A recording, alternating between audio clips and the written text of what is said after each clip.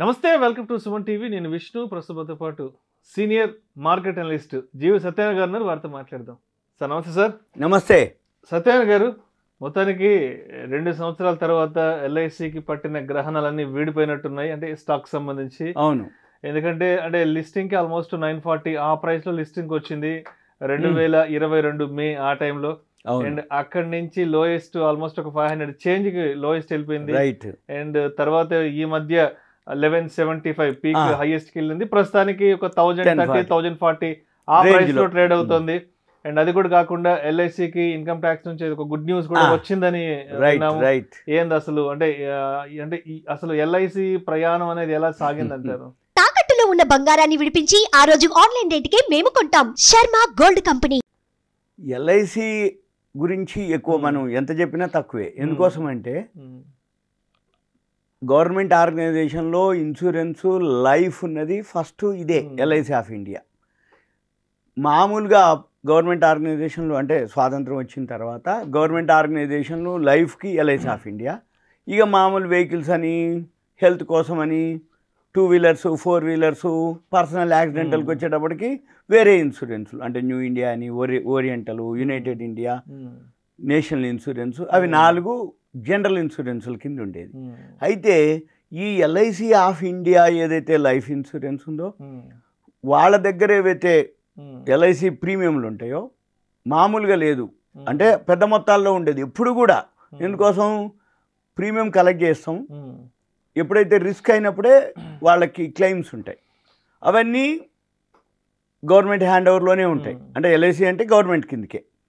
ఎప్పుడైతే ఏ కంపెనీ అయినా సరే పబ్లిక్ సెక్టార్ యూనిట్లు కానీ ఏవైతే మంచి మంచి కంపెనీలు ఉంటే పబ్లిక్ సెక్టార్ యూనిట్లోనే ఎక్కువ శాతం గవర్నమెంట్ ఎల్ఐసి దగ్గర ఫండ్స్ ఉన్నాయి. కాబట్టి ఎప్పుడైతే మార్కెట్ పడ్డప్పుడు కానీ మార్కెట్ పడకపోయినా వాల్యూ కనుక ఉన్నటువంటి కంపెనీలు ఏవైతే డిస్ఇన్వెస్ట్మెంట్ జరుగుతాయి, ఇన్వెస్ట్మెంట్ అంటే మనం షేర్లు కొనుక్కోవటం, డిస్ఇన్వెస్ట్మెంట్ అంటే గవర్నమెంట్ కంపెనీల్లో గవర్నమెంట్ వాటా తగ్గించుకొని ఐపీఓల ద్వారా మనకి షేర్లను అలాట్ చేసే ప్రొసీజరు డిస్ఇన్వెస్ట్మెంట్. ప్రతి సంవత్సరం గవర్నమెంట్ ఏం చేస్తుంది అంటే బడ్జెట్లో డిస్ఇన్వెస్ట్మెంట్ కింద 1 లక్షన్నర 2 లక్షలు 2.5 లక్షల కోట్ల రూపాయలని కేటాయింపు జరుగుతుంది. ఈ 2 లక్షలు 2.5 లక్షల కోట్లు 1.5 కోట్లు చేయాలి అంటే గవర్నమెంట్ ఆర్గనైజేషన్లోంచి డిస్ఇన్వెస్ట్మెంట్ చేయాలి.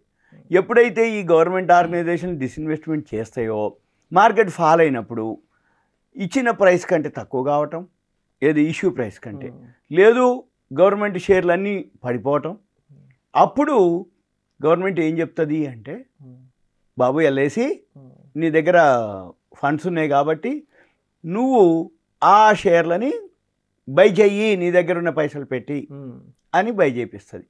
ఎప్పుడైతే ఎక్కువ శాతం గవర్నమెంట్ ఆర్గనైజేషన్ షేర్లు ఎప్పుడు పెరగవు. షేర్ మార్కెట్లో అందరికీ కావలసింది ఏంటిది అంటే మూమెంట్, అంటే స్పెక్యులేషన్ జరగాలి, దాంట్లో వాల్యూమ్ జరగాలి, అది పెరగటమో తగ్గటమో జరగాలి. గవర్నమెంట్ ఆర్గనైజేషన్లో ఉండదు. గవర్నమెంట్ ఆర్గనైజేషన్లో గవర్నమెంట్ వాటానే మేజర్ ఉంటుంది కాబట్టి ఈ స్పెక్యులేషన్స్ జరగవు. కాబట్టి ఆ షేర్లు వాల్యూ ఉన్నా కానీ మూమెంట్ కానీ పెరగటం కానీ పెద్దగా ఉండదు. ఎప్పుడైతే ఇప్పుడు మనం డిస్కస్ చేస్తున్న ఎల్ఐసి ఉందో ఒక 1 ఇయర్ నుంచి ఇప్పుడు ఎల్ఐసి ఆఫ్ ఇండియా ఏదైతే public issue 949 nearly 2 years back వచ్చింది. 1 ఇయర్ బ్యాక్ 539కి లో కూడా వచ్చింది. ఎందుకు వచ్చింది 539 కంటే?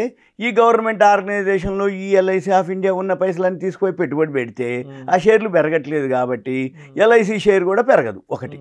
నెంబర్ 2, ఎల్ఐసి కూడా 949కి ఏదో ఐపీఓకి వచ్చారు 2 ఇయర్స్ నియర్లీ. ఈ ఐపీఓకి ఏదైతే 949కి వచ్చిండ్రో అప్పటి నుంచి అంటే అది ఓవర్ వాల్యూ, అంటే ఎక్స్ట్రా ప్రీమియం తీసుకొని వచ్చింది అనేది ఒక రూమర్ ఉంది. దాన్ని ఏం చేసారు, కంటిన్యూగా సెల్లింగ్ చేసుకుంటూ వచ్చారు. వచ్చి 539 వరకు కిందికి బాటంకి వచ్చింది. అది నియర్లీ 1 ఇయర్ బ్యాక్. ఈ 1 ఇయర్ బ్యాక్ 539కి వచ్చిన తర్వాత ఎప్పుడైతే గవర్నమెంట్ షేర్లు అన్నీ పెరగటం మొదలుపెట్టినాయో ఏది రైల్వే స్టాక్స్ అనుకోండి, పిఎస్సి మొత్తం గవర్నమెంట్ షేర్లు అంటే బ్యాంకులు అనుకోండి, గవర్నమెంట్ రైల్వే స్టాక్స్ అనుకోండి, ఎనర్జీ స్టాక్స్, పవర్ స్టాక్స్ అనుకోండి, గవర్నమెంట్ సెక్టార్ స్టాక్స్ అన్నీ కూడా 1 year నుంచి పెరగటం మొదలుపెట్టింది. ఎప్పుడైతే 1 year నుంచి పెరగటం మొదలుపెట్టిందో ఆ కంపెనీల్లో ఎవరు ఎక్కువ పెట్టుబడి పెట్టింది ఎవరయ్యా? ఎల్ఐసి ఆఫ్ ఇండియా పైసలే ఉన్నాయి అక్కడ. అందులో అంటే ఎల్ఐసి వాటాలు ఉన్నాయి వాళ్ళవి. అంటే ఆ కంపెనీల్లో గవర్నమెంట్ షేర్ గవర్నమెంట్దే, గవర్నమెంట్ వాటా గవర్నమెంట్దే. కానీ ఎల్ఐసి దగ్గర ఉన్న పెట్టుబడితోటి ఎల్ఐసి ఆ కంపెనీల్లో పెట్టుబడి పెట్టి షేర్లు కొన్నది కాబట్టి ఆ షేర్లు ఎప్పుడైతే పెరిగిందో ఎల్ఐసికి లాభం వస్తుంది కదా ఇండైరెక్ట్గా. అందుకని ఎల్ఐసి షేరు పెరగడం మొదలుపెట్టింది ఒక రీజన్. ఇక రెండో రీజన్ ఏంటిది? ఇప్పుడు 1175 దాకా పోయింది. ఇప్పుడు మరి 1175 నుంచి మళ్ళీ 1040కి వచ్చింది. అంటే 130 రూపాయలు అప్పుడే కొంచెం పైనుంచి తగ్గింది. మరి ఇప్పుడు వచ్చింది న్యూస్ 21,740 కోట్లు ఇన్కమ్ ట్యాక్స్ రిఫండ్ వస్తుంది న్యూస్ అనేది. అయితే ఇంకా కొంచెం 3,750 కోట్లు ఏదో ఇంకా రావాల్సి ఉంది, అది కూడా వెయిటింగ్ లిస్ట్లో ఉంది అనేది ఒక న్యూస్. అయితే ఈ న్యూస్ కానీ ఏదైతే మనకి తెలిసేటప్పటికే అవుట్డేటెడ్ అది. ఎందుకోసం అంటే ఇవన్నీ కూడా వస్తుంది, వస్తాయి, ఇస్తారు, ఫైల్ అదే ఐటీ రిటర్న్స్కి ఫైల్ చేసారు, రిఫండ్ ఇంత అమౌంట్ ఉంది, ఇంత రావచ్చు, ఇంత ఇస్తారు అనేది ఏంది? Insider news. ఎప్పుడైతే ఇన్సైడర్ న్యూస్ ఉందో మ్యూచువల్ ఫండ్స్ కానీ, ఎఫ్ఐఐలు, ఫారిన్ ఇన్స్టిట్యూషనల్ ఇన్వెస్టర్స్ కానీ వాళ్ళు ఏం చేస్తారు? ముందే ఆ షేర్ని కొనుక్కుంటారు. కొనుక్కొని ఈ అనౌన్స్మెంట్, ఈ న్యూస్ ఏదైతే రాగానే వాళ్ళు ఏం చేస్తారు? తక్కువలో కొనుక్కోరు కదా, వాళ్ళు అమ్ముతారు, అది ఫాలో అవటం జరుగుతుంది. జనరల్గా ఇప్పుడు ఎల్ఐసి ఎందుకు లాభం అయ్యే బెనిఫిట్? ఒకటో పబ్లిక్ సెక్టార్ యూనిట్లు అన్ని షేర్లు పెరగటం ఒక రీజను. నెంబర్ 2 ఎల్ఐసి ఏదైతే బాటంకి వచ్చిందో ఈ second quarter, third quarter results ఉంటాయి. ఏది మామూలుగా ఈ రిజల్ట్స్ చాలా బాగా వచ్చినాయి. ఏది సెకండ్ క్వార్టర్ కానీ థర్డ్ క్వార్టర్ కానీ 1000 కోట్లు పెరిగినాయి అనమాట. ఎందుకు పెరిగింది అంటే ఎల్ఐసి ఈ పాలసీ ప్రీమియం ఉంటుంది కదా, ఈ పాలసీ ప్రీమియం ఇంక్రీజ్ చేయడం జరిగింది. అయితే ఎప్పుడైనా కానీ ఏదైనా సరే బెనిఫిట్ రావాలి అంటే ప్రీమియం పెంచిర్రు, పాలసీలు ఎక్కువైనాయి, క్లెయిమ్స్ తక్కువైనాయి. ఎప్పుడైతే క్లెయిమ్స్ తక్కువైనాయో ప్రీమియం పెరిగింది, అంటే ఇన్కమ్ డబ్బు మిగులుతుంది కదా, డబ్బు మిగిలిపోతుంది, క్లెయిమ్స్ లేవు. అంటే లోపలికి వచ్చి ఆదాయం పెరుగుతుంది, బయటకి వెళ్ళే ఖర్చు లేదు. అంటే క్లెయిమ్స్ అయితే ఇస్తారు కానీ రిజర్వ్ పెరుగుతుంది. అందుకని ఏమైతుంది? ఇండైరెక్ట్ గా దీని రిజర్వ్ అనుకోండి, ఈ profit and loss balance sheet లో నెట్ ప్రాఫిట్ అనుకోండి, వీటన్నిటితోటి ఒక రీజన్ పెరగటానికి. ఇక రెండో రీజన్ ఏంటిది? అవేర్నెస్ పెరిగింది ఇప్పుడు ఇన్సూరెన్స్ మీద ఎక్కువ శాతం. అంటే ఈ కరోనా తర్వాత ఈ ఇన్సూరెన్స్ మీద అవేర్నెస్ పెరగటం, ఎల్ఐసికి ఇంకో విధంగా బాగా అవేర్నెస్ రావడంతో ఇదొక రీజన్. అంటే ఇవన్నీ రీజన్లతోటి మరి ఇవన్నీ అంతకుముందు లేవా, మరి ఇప్పుడే ఉన్నాయా, ఇప్పుడు పెరిగినాక ఇవన్నీ చెప్తున్నారు అంటారు ఇన్వెస్టరు. కాదు, పెరిగినప్పుడు ఉన్నాయి, పెరగక ముందు ఉన్నాయి, పెరిగినాక కూడా ఉంటాయి, పెరగక ముందు కూడా ఉన్నాయి. కానీ అర్థం చేసుకొని ఇన్వెస్ట్ చేయటంలోనే ఉంటుంది. సింపుల్ అనమాట.